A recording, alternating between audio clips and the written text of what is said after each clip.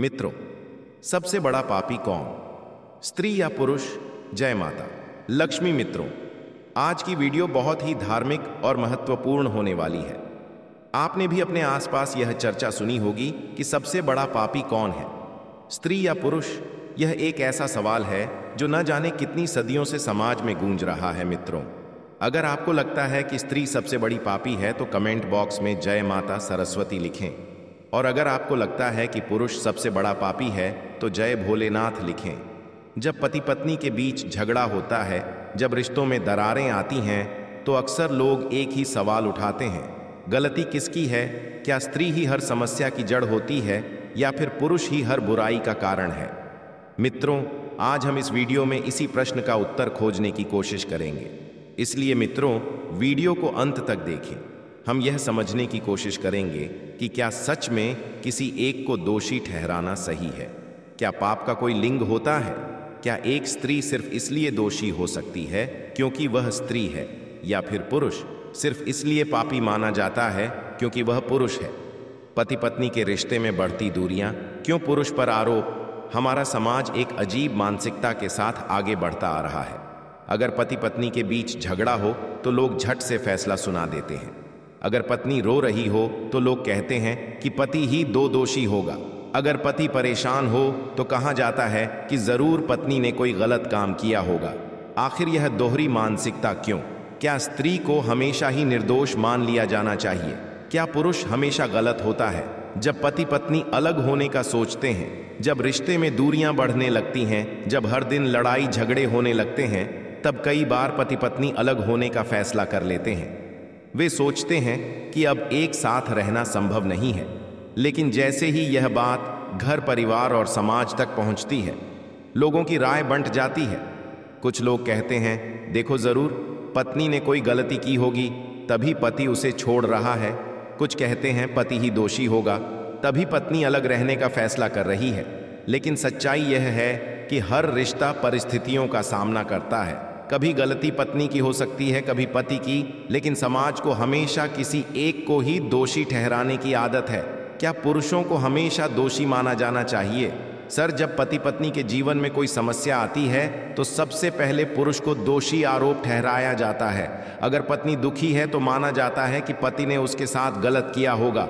अगर घर टूट रहा है तो कहा जाता है कि पुरुष का व्यवहार सही नहीं होगा। लेकिन क्या यह सही सोच है? क्या हर पुरुष बुरा होता है? क्या हर पति अपनी पत्नी के साथ अन्याय करता है? क्या हर विवाह में सिर्फ पुरुष ही गलत होता है? बिल्कुल नहीं। कई बार पुरुष भी परिस्थितियों के शिकार होते हैं। कई बार पत्नी की जिद, शक या क्रोध भी रिश्ते में दरारें डाल सकता है। लेकिन फिर भी समाज पुरुषों को ही गलत ठहराने में लग जाता है। क्या स्त्रियों को हमेशा दोषी माना जाना चाहिए? दूसरी ओर कई बार जब किसी रिश्ते में समस्या आती है तो लोग बिना सोचे समझे कह देते हैं, स्त्री ही घर बिगाड़ने वाली होती है। खासकर जब कोई पति अपनी पत्नी से परेशान होता है और उसके व्यवहार से दुखी रहता है तो लोग उसे ही दोषी मानते हैं। अगर पत्नी जिद्दी हो तो लोग कहते हैं, यही तो स्त्री का स्वभाव है, इसे सहना पड़ेगा। अगर पत्नी पति से अलग रहने का फैसला करें तो कहा जाता है, जरूर इसमें कोई खोट होगी। लेकिन क्या हर स्त्री को गलत ठहराना सही है? क्या हर पत्नी अपने पति को दुख देने के लिए ही बनी होती है? सच्चाई क्या है? इस पूरे विषय को समझने के बाद यह स्पष्ट होता है कि गलती किसी एक की नहीं होती। मित्रों, एक बार भगवान श्री कृष्ण अपने दिव्य सिंहासन पर विराजमान थे। चारों ओर का वातावरण अत्यंत मनमोहक था। मंद मंद वायु प्रवाहित हो रही थी, जिससे आसपास की सुंदरता और अधिक बढ़ गई थी। आकाश में सोने जैसी आभा थी और प्रकृति जैसे स्वयं श्री कृष्ण के श्री चरणों में समर्पित हो रही थी। उसी समय देवी सत्यभामा, जो कमल के पुष्प पर विराजमान थी, मंद गंभीर स्वर में श्री कृष्ण के पास आई। उनके नेत्रों में एक अद्भुत तेज था, लेकिन उनके मुखमंडल पर हल्की चिंता की रेखाएं भी स्पष्ट थीं। उन्होंने भगवान श्री कृष्ण को प्रणाम किया और कहा, प्रभु, मैं यहां आपसे 10 प्रश्नों का उत्तर पूछने के लिए आई हूं। कृपया आप मेरे प्रश्नों का उत्तर दीजिए। तब भगवान श्री कृष्ण कहते हैं, बोलो माता, तुम्हारे प्रश्न कौन हैं? मैं तुम्हारे 10 प्रश्न का उत्तर अवश्य दूंगा। प्रभु, मेरा पहला प्रश्न यह है, आज जब मैं पृथ्वी लोक पर भ्रमण कर रही थी तो मैंने देखा कि मनुष्य छोटी छोटी बातों पर एक दूसरे से नाराज हो जाते हैं। आपसी कला, अहंकार और क्रोध के कारण रिश्ते टूटते जा रहे हैं। पर सबसे अधिक हैरानी की बात यह है कि जब किसी रिश्ते में दरार आती है तो मनुष्य यह तय करने लगते हैं कि गलती किसकी है, स्त्री की या पुरुष की। और प्रभु, मेरा दूसरा प्रश्न यह है कि मैंने कई स्थान पर सुना कि कुछ लोग कहते हैं स्त्री सबसे बड़ी पापी होती है क्योंकि उसके कारण परिवार बिखरते हैं, तो कुछ लोग कहते हैं कि पुरुष ही सबसे बड़ा दोषी होता है क्योंकि वह स्त्री का अपमान करता है। प्रभु, क्या सच में किसी एक को ही दोष दिया जाना उचित है? क्या सच में स्त्री या पुरुष में से कोई एक सबसे बड़ा पापी हो सकता है? और प्रभु, मेरा तीसरा प्रश्न यह है कि यदि कोई स्त्री अपने पति से अलग होने का निर्णय लेती है तो समाज उससे ही दोषी ठहरा है। कहा जाता है कि स्त्री ने ही अपने अहंकार में आकर यह निर्णय लिया होगा, परंतु जब कोई पुरुष अपने पत्नी से दूर जाने की बात करता है तो भी लोग कहते हैं कि वह क्रूर और निर्दय है। समाज किसी भी परिस्थिति में एक को दोषी और दूसरे को पीड़ित बना देता है। आखिर ऐसा क्यों? प्रभु, मेरा चौथा प्रश्न यह है कि क्या पाप का कोई लिंग होता है? क्या स्त्री केवल इसलिए दोषी हो सकती है क्योंकि वह स्त्री है, या पुरुष केवल इसलिए पापी माना जाएगा क्योंकि वह पुरुष है? अगर ऐसा होता तो क्या संसार में न्याय और सत्य की कोई जगह होती?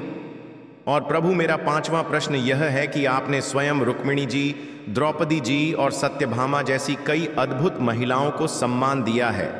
आपने सुदामा जैसे निर्धन मित्र को भी गले लगाया है। आपने कभी किसी को उसके जन्म या लिंग के आधार पर नहीं आंका। फिर मनुष्य क्यों स्त्री और पुरुष को लेकर इस तरह की धारणाएं बनाता है? और प्रभु, मेरा छठा प्रश्न यह है, मैंने यह भी देखा कि जब पति पत्नी के बीच कोई विवाद होता है तो कई बार लोग यह नहीं देखते कि गलती किसकी थी, वे बस अपना निर्णय सुना देते हैं। यदि स्त्री रोती है तो उसे पीड़िता मान लिया जाता है, और यदि पुरुष दुखी है तो उसे दोषी ठहरा दिया जाता है। क्या यह सही न्याय है? प्रभु, मेरा सातवां प्रश्न यह है कि कई बार स्त्रियों को यह कहा जाता है कि उन्हें अपने पति की हर बात माननी चाहिए, चाहे वह सही हो या गलत। यदि स्त्री विरोध करें तो उसे अभिमानी कहा जाता है, और यदि कोई पुरुष अपनी पत्नी की हर बात सुने तो उसे कमजोर समझा जाता है। यह कैसी विडंबना है? प्रभु, और मेरा आठवां प्रश्न यह है कि पृथ्वी लोक पर कई बार रिश्तों में इतनी कड़वाहट आ जाती है कि वे प्रेम और स्नेह से रिक्त हो जाते हैं। पति पत्नी के बीच का प्रेम समाप्त होने लगता है और वे एक दूसरे के प्रति कटु हो जाते हैं। क्या इसका कारण केवल किसी एक का दोष होता है या इसके पीछे कोई और गहरी सच्चाई छुपी होती है? प्रभु, मेरा नवा प्रश्न, जब विवाह होता है तो पति पत्नी एक दूसरे से प्रेम का वचन लेते हैं, साथ निभाने का वादा करते हैं, लेकिन समय के साथ यह वचन टूटने क्यों लगते हैं? क्या यह केवल मनुष्य की स्वार्थी प्रवृत्ति है या फिर कोई और शक्ति इसे प्रभावित करती है? प्रभु, मेरा 10वां अंतिम प्रश्न, आपने स्वयं अपने जीवन में अनेक को निभाया है। आपने प्रेम भी किया है, त्याग भी किया है और न्याय भी किया है। आप तो सर्वज्ञ हैं। कृपया बताइए कि क्या वास्तव में संसार में कोई सबसे बड़ा पापी है? क्या यह संभव है कि संपूर्ण दोष केवल स्त्री या केवल पुरुष का हो? देवी सत्यभामा के प्रश्न सुनकर भगवान श्री कृष्ण मंद मंद मुस्कुराए। उनके मुखमंडल पर दिव्य तेज प्रकट हुआ।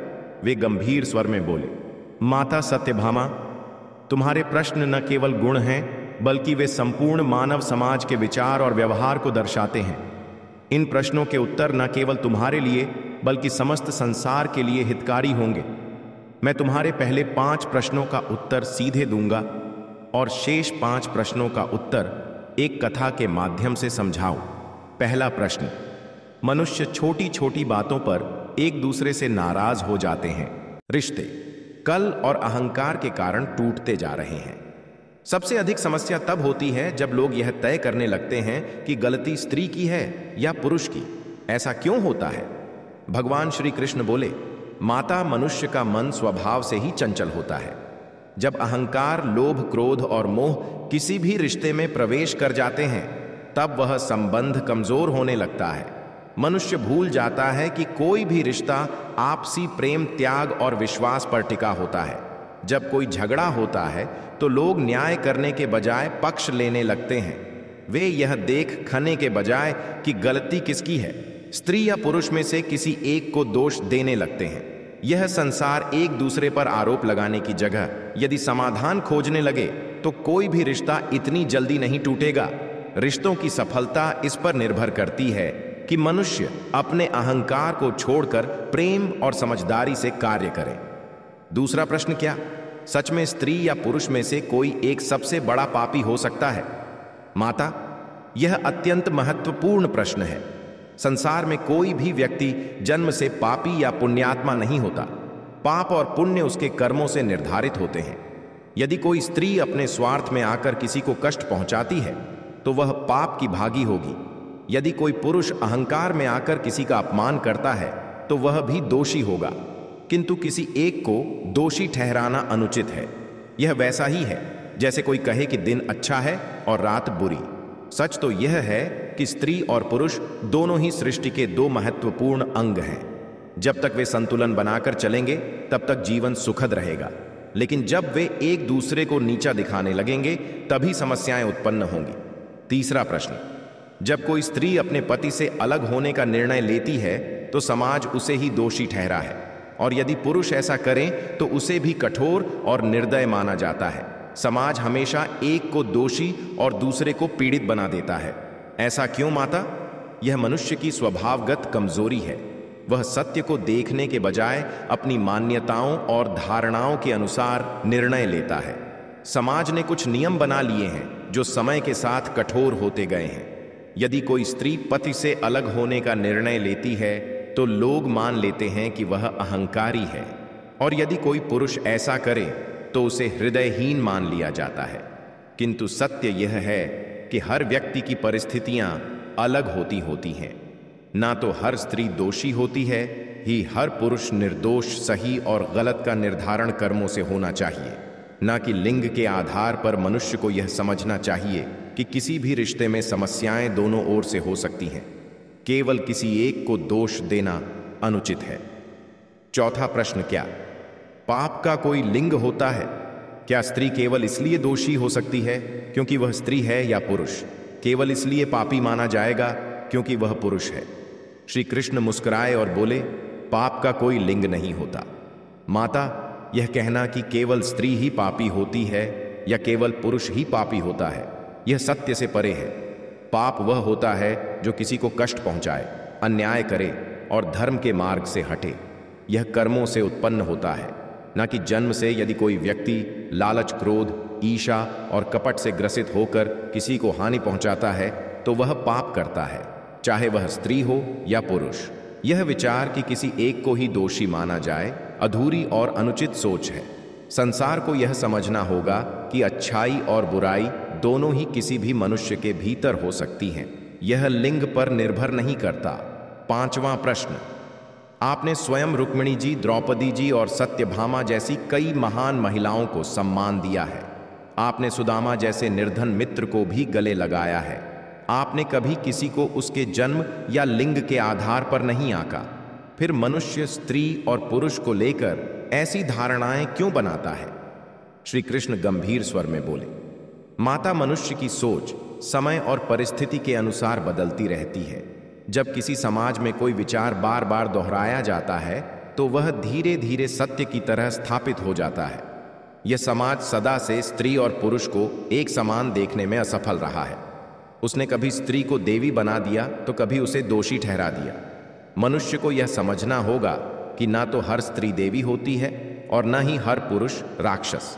मनुष्य अपने कर्मों से महान या पतित बनता है। जो समाज सच्चे न्याय के पथ पर चलेगा वही उन्नति करेगा। जहां स्त्री और पुरुष को समान रूप से देखा जाएगा वहां सच्चा धर्म स्थापित होगा। कृष्ण कुछ क्षण रुके और फिर बोले, माता, अब मैं तुम्हारे शेष 5 प्रश्नों का उत्तर एक कथा के माध्यम से दूंगा। इस कथा को ध्यान से सुनो, क्योंकि इसमें वह सत्य छुपा है जिसे समझने से तुम्हारे सभी शेष प्रश्नों का उत्तर मिल जाएगा। माता, तुम्हारे शेष प्रश्नों का उत्तर मैं तुम्हें एक कथा के माध्यम से दूंगा। यह कथा केवल तुम्हारे लिए ही नहीं बल्कि समस्त मानव समाज के लिए शिक्षाप्रद होगी। इसे ध्यानपूर्वक सुनो। प्राचीन समय की बात है। विदिशा नामक एक सुंदर राज्य था। इस राज्य में हर कोई सुखी और संतुष्ट था। राजा धर्म से न्यायप्रिय और प्रजा के हित थे। राज्य में किसी को भी अन्याय का भय नहीं था। इसी राज्य में एक ब्राह्मण दंपति रहते थे। सत्यनारायण और उनकी पत्नी सुशीला दोनों बड़े धार्मिक, सद्गुणी और परोपकारी थे, लेकिन उनके स्वभाव में एक अंतर था। सत्यनारायण बड़े ही धैर्यवान और शांत थे, जबकि सुशीला क्रोधी और जल्दबाज स्वभाव की थी। वे छोटी छोटी बातों पर तुरंत प्रतिक्रिया देती थीं और कई बार बिना सोचे विचारे किसी को भी दोषी ठहरा देती थी। एक दिन सत्यनारायण और सुशीला के बीच विवाद हो गया। हुआ यूं कि नारायण ने अपनी एक मित्र की सहायता करने के लिए कुछ धन उधार दे दिया। जब सुशीला को इस बात का पता चला तो उन्होंने क्रोध में आकर कहा, तुम पुरुषों को हमेशा दूसरों की चिंता रहती है, पर अपने परिवार का ध्यान नहीं रखते। हमेशा किसी न किसी पर एहसान करते रहोगे। सत्यनारायण ने शांत स्वर में उत्तर दिया, देवी, हम जिस धर्म का पालन करते हैं उसमें दूसरों की सहायता करना सबसे बड़ा कर्तव्य है। लेकिन सुशीला ने उनकी बात नहीं सुनी और उन्हें कठोर शब्द कहे। सत्यनारायण ने यह सोचकर कि समय आने पर उन्हें स्वयं सत्य का बोध होगा, कोई उत्तर नहीं दिया। उसी राज्य में एक और परिवार रहता था। व्यासमित्र और उनकी पत्नी रुक्मिणी अत्यंत स्नेही और सहनशील महिला थी, लेकिन उनके पति क्रोधी और अहंकारी स्वभाव के थे। वे अक्सर छोटी छोटी बातों पर अपनी पत्नी को अपमानित कर देते और उन्हें किसी भी निर्णय में भागीदारी नहीं देते। एक दिन जब रुक्मिणी ने अपने मायके जाने की इच्छा प्रकट की तो व्यास मित्र ने क्रोधित होकर कहा, स्त्रियों को घर की चार दीवारी में ही रहना चाहिए, तुम्हें अपने मायके जाने की क्या आवश्यकता। रुक्मिणी चुपचाप रह गई, लेकिन उनके मन में दुख था कि केवल स्त्री होने के कारण उनके अधिकार सीमित किए जा रहे हैं। राजा के दरबार में एक अजीब मामला। इसी बीच राजा धर्मसेन के दरबार में एक विचित्र मामला आया। दो लोग एक दूसरे पर आरोप लगा रहे थे। एक पुरुष का कहना था कि स्त्री ही संसार में सबसे बड़ी पापी होती है, क्योंकि वह अपने घर को तोड़ती है। वहीं दूसरी ओर एक महिला का कहना था कि पुरुष ही सबसे बड़ा पापी होता है, क्योंकि वह स्त्रियों को नीचा दिखाता है। राजा इस विवाद का समाधान नहीं कर पा रहे थे, इसलिए उन्होंने घोषणा की, कल सुबह इस प्रश्न का उत्तर खोजने के लिए हम एक अनोखी परीक्षा करेंगे। जो भी इस परीक्षा को पार करेगा वही सत्य को जान सकेगा। अगले दिन राजा धर्मसेन ने पूरे राज्य को एकत्र किया और कहा, जो भी यह सिद्ध कर देगा कि स्त्रियां पुरुष में से कोई एक सबसे बड़ा पापी होता है, उसे हम इनाम देंगे। सब लोग सोचने लगे कि यह कैसे संभव होगा। उसी समय एक वृद्ध साधु वहां आए और बोले, राजन, मैं इस प्रश्न का उत्तर दूंगा, लेकिन पहले हमें एक कार्य करना होगा। राज्य के सबसे पवित्र और सबसे पापी व्यक्ति को खोज कर लाना होगा। राजा ने अपने सैनिकों को आदेश दिया कि वे राज्य में खोज करें। सैनिकों ने कई दिनों तक राज्य में खोजबीन की। उन्होंने देखा कि कुछ लोग बहुत अच्छे थे, लेकिन उनके भीतर भी कोई ना कोई बुराई थी। वहीं जिन्हें लोग सबसे बड़ा पापी कह रहे थे, उन्होंने कभी कभी अच्छे काम भी किए थे। अंत में सैनिक एक व्यक्ति को लेकर आए जिसे समाज सबसे बड़ा पापी मानता था। वह एक अपराधी जिसने कई बार चोरी और धोखा दिया था। दूसरी ओर वे एक सन्यासी को लेकर आए जिन्हें लोग सबसे पवित्र मानते थे। साधु ने दोनों को बुलाया और कहा, हे अपराधी, तुमने अब तक क्या किया? मुझे बचपन में ही भूख लगी थी, लेकिन किसी ने मुझे भोजन नहीं दिया। मैंने पहली बार चोरी की और फिर यह मेरी आदत बन गई। समाज ने मुझे अपराधी मान लिया, लेकिन क्या यह सत्य नहीं है कि अगर मुझे प्यार और शिक्षा मिली होती तो मैं भी एक अच्छा इंसान बन सकता था? इसके बाद साधु ने सन्यास से पूछा, आपने जीवन में क्या किया? सन्यासी बोले, मैंने हमेशा सत्य का पालन किया, लेकिन कई बार मैं दूसरों की मदद नहीं कर पाया, क्योंकि मुझे डर था कि मेरा तप भंग हो जाएगा। क्या यह भी एक प्रकार का पाप नहीं है? यह सुनकर पूरा दरबार स्तब्ध रह गया। साधु बोले, राजन देखिए, ना तो यह अपराधी पूरी तरह से पापी है और ही यह सन्यासी पूरी तरह से पुण्यात्मा। मनुष्य के कर्म ही उसे पापी या पुण्यवान बनाते हैं, न कि उसका जन्म या लिंग। राजा धर्मसेन ने यह सुनकर घोषणा की, आज से हमारे राज्य में यह विचार समाप्त किया जाएगा कि केवल स्त्री या पुरुष में से कोई एक सबसे बड़ा पापी हो सकता है। सत्य यह है कि पाप और पुण्य दोनों ही हमारे कर्मों पर निर्भर करते हैं। भगवान श्री कृष्ण का उत्तर। भगवान श्री कृष्ण ने सत्यभामा की ओर देखा और बोले, माता, यही इस प्रश्न का उत्तर है। ना तो स्त्री सबसे बड़ी पापी होती है, ना कि पुरुष। मनुष्य अपने कर्मों से महान या पतित बनता है। सत्यभामा ने से झुकाया और कहा, प्रभु, आपने आज मुझे सत्य का बोध करा दिया। वास्तव में हमें किसी के लिंग के आधार पर उसे पापी या पुण्यात्मा नहीं मानना चाहिए। भगवान श्री कृष्ण मुस्कुराए और बोले, माता, यदि संसार के लोग इस सत्य को समझ ले तो न जाने कितने रिश्ते बच सकते हैं और न जाने कितने झगड़े समाप्त हो सकते हैं। इसके बाद सत्यभामा ने भगवान को प्रणाम किया और उनके पैरों में सिर झुका लिया। मित्रों, यह कथा हमें यही सिखाती है कि ना तो स्त्री सबसे बड़ी पापी होती है और ना ही पुरुष। पाप और पुण्य केवल मनुष्य के कर्मों पर निर्भर करते हैं। यदि हम इस सत्य को समझ लें तो समाज में व्यर्थ के झगड़े समाप्त हो सकते हैं और हम सभी मिलकर एक सुंदर जीवन जी सकते हैं। तो मित्रों, आपको यह कथा कैसी लगी? अपनी राय हमें कमेंट बॉक्स में लिखकर जरूर बताएं। आपकी प्रतिक्रियाएं हमें आगे और भी शानदार कहानियां लाने के लिए प्रेरित करती हैं। और मित्रों, यदि आप हमारे चैनल पर पहली बार आए हैं या अभी तक आपने हमें सब्सक्राइब नहीं किया है तो कृपया हमारे चैनल को सब्सक्राइब करना न भूलें। इससे आपको हमारी आने वाली नई नई कहानियां और रोचक वीडियो सबसे पहले देखने को मिलेंगे। हम जल्द ही एक और नई और रोमांचक कहानी के साथ फिर मिलेंगे। तब तक के लिए अपना ध्यान रखें, स्वस्थ रहें और जुड़े रहें। मिलते हैं अगले वीडियो में। तब तक के लिए जय हिंद, धन्यवाद।